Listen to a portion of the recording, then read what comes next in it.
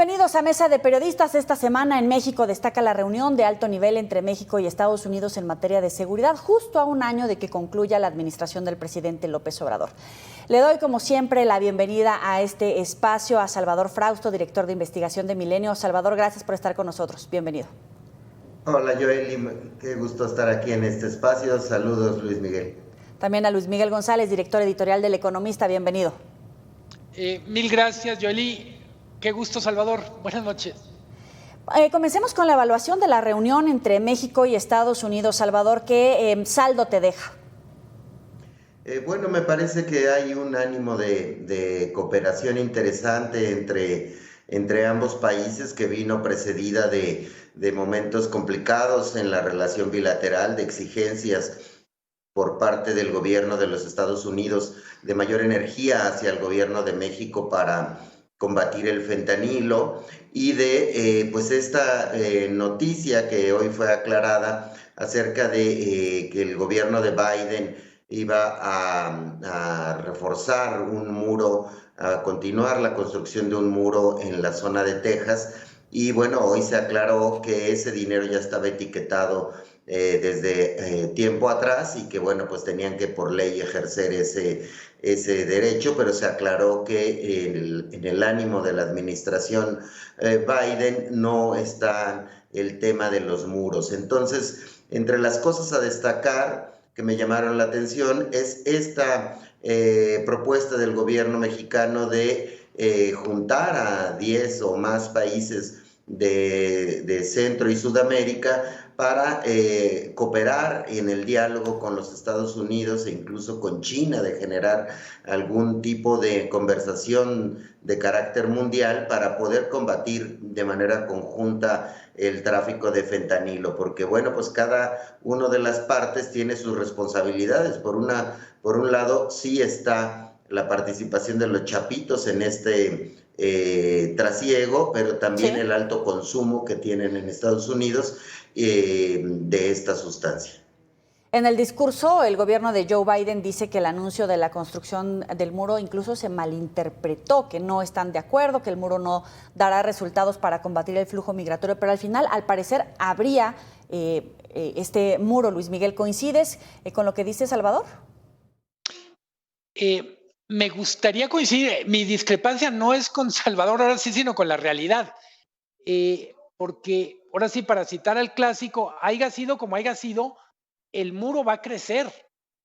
Lo que aparece un poco como pretexto, como discurso, no es suficiente para minimizar un tema, y es al problema real de migración. Se están aplicando cada vez soluciones que implican, yo diría, una ruptura más fuerte, más radical de lo que es el espíritu del diálogo. Sí hay que reconocer a la administración Biden que es un diálogo civilizado sobre temas muy complicados, pero yo diría, lo que es una realidad que no podemos negar es la realidad es mucho más complicada ahora de lo que era hace 4 años, de lo que era hace 8 años. Me aterra con estos nuevos datos de realidad. ¿Qué haría una administración Trump en el 25, en el 26? Claro. Si teniendo a alguien que fundamentalmente es conciliador, llega a la conclusión de que tiene que poner el muro porque no puede parecer débil frente a los republicanos, creo que se ha ido radicalizando. Yo celebro el diálogo, me gustaron los comunicados de México, de Estados Unidos, me gustó el reconocimiento de Estados Unidos de que tienen que hacer más en el tema de control de armas, pero lo cierto es que la realidad está desbordando la retórica y estamos frente a una realidad donde los radicales están ganando terreno más allá de lo que diga el gobierno de Biden. Oye, pero es que me suena casi a que estaríamos mejor con Donald Trump, porque ese te las iba diciendo como iban, a pesar de la narrativa, de las malas formas. Pero, Salvador, ¿coincides en que es una ruptura de eso que habíamos avanzado en el diálogo? Porque efectivamente la realidad va para otro lado. No veo ruptura en el diálogo, al contrario, me parece que hay un fortalecimiento del diálogo entre ambos países, y que sí, coincido con Luis Miguel, que la realidad es hoy mucho más dura que hace un año y que hace 3 años. Es decir, se ha complicado el tema de la migración y es por un asunto que hemos platicado en este espacio, Joeli, que es el tema de la migración tiene todo que ver con una situación de desigualdad económica a nivel mundial, de que los países pobres son cada vez más pobres y los ricos son cada vez más ricos, y eso genera que la movilidad migratoria de sur a norte se haya profundizado, que en los países centroamericanos y también en México no haya empleo, que las condiciones de seguridad se hayan deteriorado, y entonces la marcha hacia el norte en busca del sueño americano pues se ha recrudecido. Y si a eso le añadimos el tema del narcotráfico, jalado por el consumo también desbordado que se está generando en los Estados Unidos, pues tenemos un cóctel explosivo al cual habrá que añadirle el tráfico de armas, ¿no? Es decir, Sí, que es también lo un tocaron. problema muy complicado, pero me gustaría subrayar que mientras no se arregle la desigualdad económica como parte de una especie de pacto internacional en el que tendrían que intervenir los organismos internacionales, este fenómeno va a seguir creciendo. Para cerrar mi comentario, diría que me parece positivo en los anuncios como el que se dio hace algunos días de que Estados Unidos va a invertir 250 millones de dólares en el sureste mexicano para tratar de generar condiciones de empleo y de inversión y frenar, digamos, la migración hacia los Estados Unidos. Mientras no haya más oportunidades en nuestros países, de México hacia el sur, este fenómeno va a seguir creciendo y no es con el garrote cómo se va a solucionar el asunto, Joely. No es con el garrote, pero entonces sí puede ser un castigo velado por no frenar la ola migratoria, por no ser un muro más contundente, porque seguimos siendo eso frente a la ola migratoria de Centro y Sudamérica, incluso por el descontrol en la zona fronteriza en términos de seguridad, que no han capturado a los chapitos, que no se han logrado estas extradiciones. ¿Se puede entender como un castigo velado, Salvador? No, pues no veo dónde puede estar el castigo velado. Me parece que hay una exigencia. El muro es una consecuencia de una decisión tomada con años anteriores, y me refiero digamos, a esta construcción del muro a otra parte del muro en Texas, que es lamentable, por supuesto, no quisiéramos que estuviera, pero no me parece que haya ahí algún tipo de sanción. Hay una exigencia fuerte a capturar al resto de los chapitos y otros líderes del cártel de Sinaloa y otros grupos criminales. Luis Miguel. Coincido, no es un castigo para México. Creo que nos vendría bien, Joely, por un momento decir, hay decisiones que tienen que ver con el juego político en Estados Unidos que nos afectan. Y reforzar una cosa que decía Salvador, no es que esté el diálogo va bien, lo que creo es que no es suficiente. Y una sola cosa respecto a qué se necesita para frenar el diálogo desde el origen. El gobierno mexicano insiste en hablar de las causas económicas, por supuesto que estamos de acuerdo, pero la otra parte son causas políticas. Tenemos dictaduras como Nicaragua, como Venezuela, que están haciendo imposible para sus ciudadanos seguir viviendo allí. Entonces, pensar que solo es un asunto de resolver un mal momento económico es negar la otra parte. Hay un deterioro de las condiciones de derechos humanos en el continente que hace también muy atractiva la migración. Es la atracción hacia un paraíso, un supuesto paraíso que es Estados Unidos, pero es la huida de un infierno que es un infierno económico, pero también de derechos humanos. Entonces me parece que el gobierno mexicano hace muy bien en hablar de vamos a atender las causas, pero luego su discurso es un poco hemipléjico porque solo quiere atender la mitad de las causas y no hablar de las otras. ¿Qué tanto se anteponen, si es que se anteponen los intereses electorales, tanto en Estados Unidos como en México, a los temas de fondo como migración, inseguridad, etcétera, Luis Miguel? Muchísimo. La agenda está marcada por lo que va a pasar el año que entra, pero yo diría en dos sentidos. Es lo electoral, pero también la sensación de que estamos teniendo dos administraciones que están llegando a su fin. Sí. Entonces, para decirlo de manera muy simple, cualquier compromiso que sea de más de un año ya tendrá que tener otro cajero para hacer bueno el cheque. Cualquiera de los compromisos que vaya del 25 en adelante ya no corresponde a la administración Biden, a la administración López Obrador. Doy por hecho con este comentario que no repite Biden. Y vamos a ver aquí si hay repetición, continuidad o si hay alternancia. Salvador.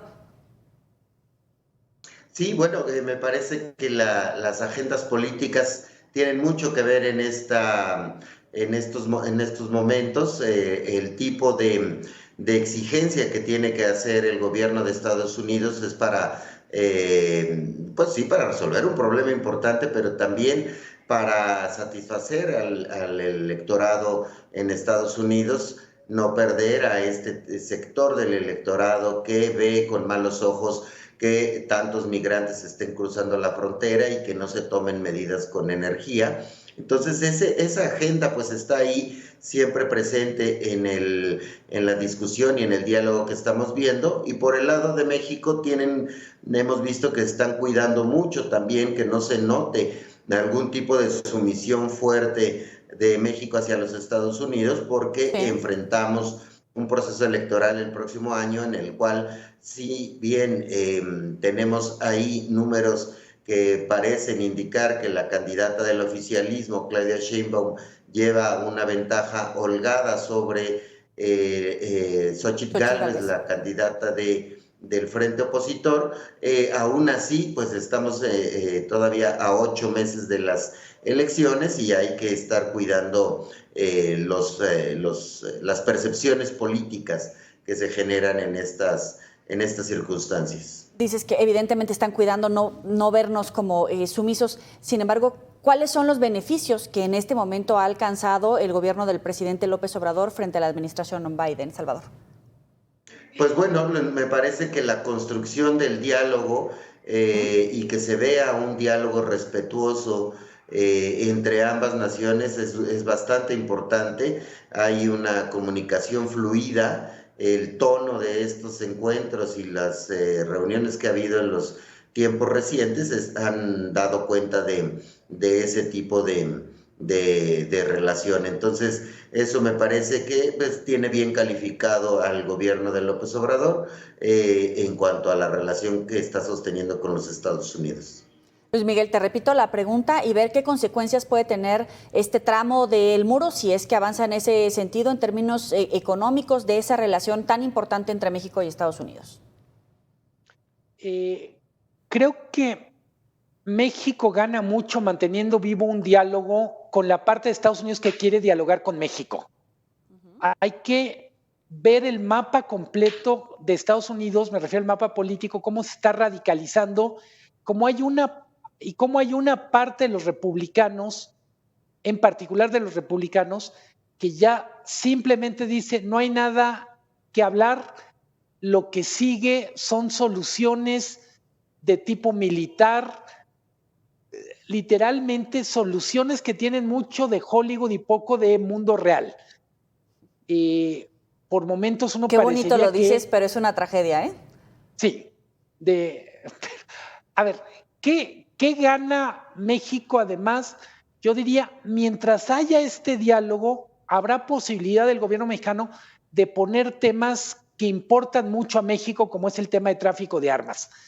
Me entristece en general que digo, la sombra en este diálogo binacional son 3 grandes bloques de traficantes, los traficantes de armas, los traficantes de drogas y los traficantes de personas. Es un diálogo que está muy condicionado por lo que hagan o dejen de hacer los traficantes. Por momentos, a uno le queda la sensación de que quien marca la agenda de este diálogo son los grupos criminales y que los gobiernos por momentos se dan algo así como de terapia de autoayuda. Cuando vemos los reconocimientos mutuos, uno dice, hombre, esto no es Montessori, no están bien las cosas, no hay avances en el tráfico de armas, en el tráfico de drogas y en el tráfico de personas, más bien hay un deterioro que de alguna manera ese deterioro es lo que hace tan atractivo soluciones mágico-militares como mandar drones, como poner muros, como incrementar el número de policías. Hay que recordar, lo ha dicho las Naciones Unidas, detrás de esta crisis de migrantes hay una de las crisis más grandes de derechos humanos en lo que va del siglo. No nos había tocado en México vivir lo que se vive con los refugiados de Siria, con los refugiados de Sudán en África, pero efectivamente es una crisis humanitaria en la que los gobiernos no han estado a la altura, no le han puesto todos los recursos, y yo insisto, me preocupa que la agenda parecería que quien juega con fichas blancas son los grupos criminales. Le doy la bienvenida a Eduardo Ruiz Gili, periodista. Colega, gracias por estar con nosotros, bienvenido. Sabemos que tienes una agenda muy ocupada, pero como siempre es un placer tenerte por acá. Estamos hablando de la evaluación de la reunión México-Estados Unidos. ¿Hay alguna buena noticia ahora desde esta arista para los migrantes mexicanos que ya están en Estados Unidos? ¿Puede haber alguna noticia diferente al trato que le van a dar ahora a los venezolanos? La pregunta es para mí, número uno, una gran disculpa, se me desconfiguró mi computadora y toda la tarde me la pasé. Es más, acabo de poder mandar mi columna al periódico El Economista más tarde que nunca. Pero en fin, si habrá un cambio, yo no veo que va a haber ningún cambio. Yo esta reunión que, aquí en México exageramos estas reuniones, no sé si ustedes vieron el comunicado del portavoz de Anthony Blinken, el secretario del Tesoro de Estados Unidos. Fue un comunicado donde dice que estuvieron muy contentos, que trabajaron muy a gusto, que se felicitaron por haber extraditado al hijo del Chapo Guzmán, Ovidio, y que la lucha contra el narco continúa. Pero desde 1971 México y Estados Unidos han estado trabajando contra el narco, desde quién sabe qué año México y Estados Unidos han estado trabajando para contener oleadas migratorias. Hace rato Luis Miguel lo decía, nunca hemos visto tanto como lo que estamos viendo estos días, y me temo que no hay solución, porque la única solución es que el gobierno de México adquiriera o adoptara la misma actitud que el dictador de Turquía, Erdogan, cuando le dijo a los europeos, a mí me dan $3,000 millones para poder mantener a tantos inmigrantes mientras deciden ustedes qué hacer con ellos. México no tiene los recursos, México no tiene la voluntad política. La verdad, están pobres migrantes, policías corruptos, agentes migratorios corruptos, gobernantes corruptos. ¿Cuál es la solución? ¿De qué sirvió la reunión de hoy? Yo creo que para consumo de quienes se la quieran creer, no veo que vaya a haber un cambio. Creo que se van a poner más duros. Por un lado, anuncian que van a hacer una pequeña extensión del muro y el señor Mayorkas dice, no, me malinterpretaron, no va a haber más muro. Bueno, serán los metros que sea, pero va a haber más muro. El señor Biden ya no sabe qué hacer porque se le está armando una bronca política. Hay la percepción de que no está haciendo nada y los republicanos lo están aprovechando muy bien y ellos van a endurecer mucho cuando resuelvan sus broncas internas. Ellos van a endurecer mucho sus políticas, por lo menos desde el Congreso. Salvador. Sí, bueno, pues me parece que viendo hacia adelante, sí, como dice Luis Miguel, queda un año. Entonces, me parece que ya van a navegar con el tipo de acuerdos que han tenido, que tienen algunos logros. Por ejemplo, hoy se citaban algunos logros en cuanto al decomiso de la incautación de armas en la frontera por parte del gobierno de Estados Unidos, por parte del gobierno de México. También se daban a conocer algunos aumentos en el decomiso de fentanilo. Sin embargo, está muy arraigado del tema del fentanilo en la frontera norte del país, y la participación de los chapitos en este trasiego que según el propio gobierno de Estados Unidos pasa por el territorio de chapitos. Por lo menos el 95% del fentanilo o el fentanilo combinado con otro tipo de drogas pasa por territorio de los chapitos, quienes a su vez han reaccionado de una manera poniendo este tipo de narcomantas y mensajes diciendo, no, pues ya párenle, ¿no? Y se ha dado cuenta de algunos asesinatos, incluidos algunos líderes de primer nivel, y que los matan y les ponen pastillas de fentanilo alrededor. Sin embargo, pues es un control de daños tardío, porque pues todo indica en los documentos oficiales de la DEA y del FBI que efectivamente esta facción del cártel de Sinaloa tiene un papel central en el trasiego de drogas. Así que los que no deben estar inquietos y con mucha razón son los hermanos de Ovidio Guzmán, claro, y el hermano del Chapo Guzmán, quienes están bajo la mira de las autoridades mexicanas y estadounidenses. Así que me parece que en las próximas semanas es probable que veamos algún tipo de aprehensiones o de golpes a este sector, porque la presión de los Estados Unidos es muy fuerte y me parece sana esa presión, porque la crisis de salud allá en Estados Unidos y de fallecidos por el fentanilo pues es grandísima, Joel. Nos queda ya la recta final del programa, aprovechando que mencionan la cuenta regresiva para los gobiernos tanto del presidente Joe Biden como la del presidente López Obrador. ¿Cuáles son los temas más urgentes para este año, particularmente del presidente López Obrador? Luis Miguel, un minuto. ¿Te refieres a la relación bilateral o en general? En general. Evidentemente también pasa por la relación bilateral, pero en general. Yo diría, en orden de preocupaciones ciudadanas, yo empezaría con seguridad. No esperamos que en el último año resuelva, pero a mí me gustaría cuando menos ver que se detiene el deterioro y se sientan condiciones para que lo que venga sea un poco mejor. Yo diría, el otro gran tema tiene que ver con gobernabilidad, con gobernanza. Me parece que es necesario distinguir lo que es la competencia electoral de la necesidad de aprender a convivir entre quien piensa diferente, en quien tiene diferentes agendas.